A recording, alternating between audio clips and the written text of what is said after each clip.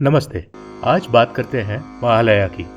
In a society influenced by silly and culturally insensitive corporations like Hallmark and American Greetings, we have slid into the habit of saying शुभ महालया।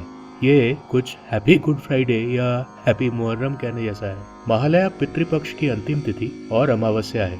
ये दिन अपने दिवंगत पूर्वजों को श्रद्धा ज्ञापन करने की, कुछ विरह की, कुछ शोक की और बीते वर्ष में छूटे हुए सम्मिलित श्राद्ध के लिए भी सबसे उत्तम तिथि है।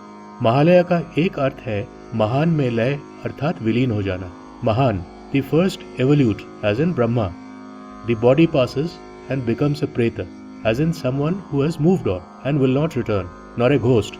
तो इस तिथि को श्रद्धा निवेदन अर्थात तर्पण के द्वारा श्राद्ध किया जाता है। It is believed that on this day the shraddha can be done not only for the pitris but for many others.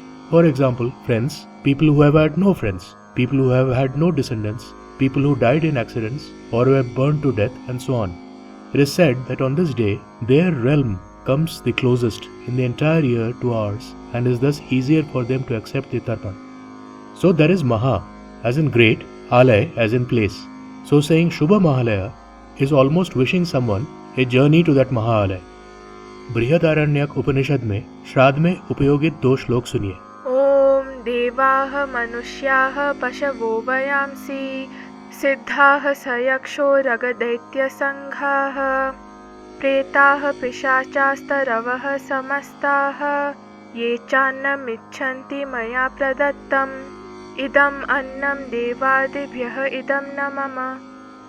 और ओम पिपीलिकाः कीटपतङ्गाकाद्याः बुभुक्षिताः कर्मणि बन्धबद्धाः तेषां हि तृप्त्यथर्मिदं मयान्नं तेभ्यो विसृष्टं सुखिनो भवन्तु इदम् अन्नं पिपीलिकादिभ्य इदं न मम।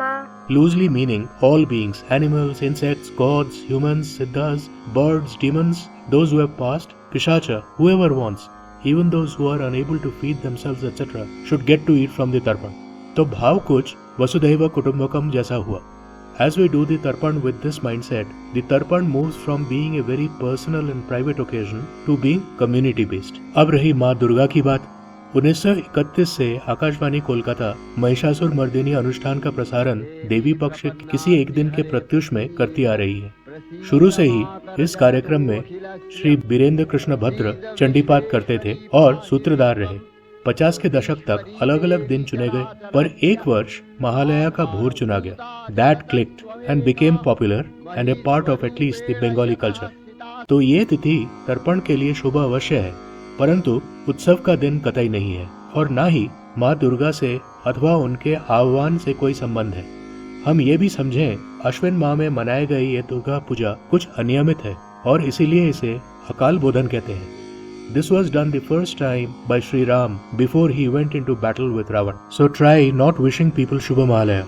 Rather say Shubha Devi Paksha on the next day। तो देवी पक्ष का आगमन आपके और आपके परिवारजनों के लिए शुभ हो और दुर्गा पूजा, नवरात्र और दशहरा उत्सव पूर्ण। सनातन और भारत के कुछ भूले बिसरे तथ्यों के लिए हमारे चैनल से जुड़ें और सब्सक्राइब करें। नमस्ते।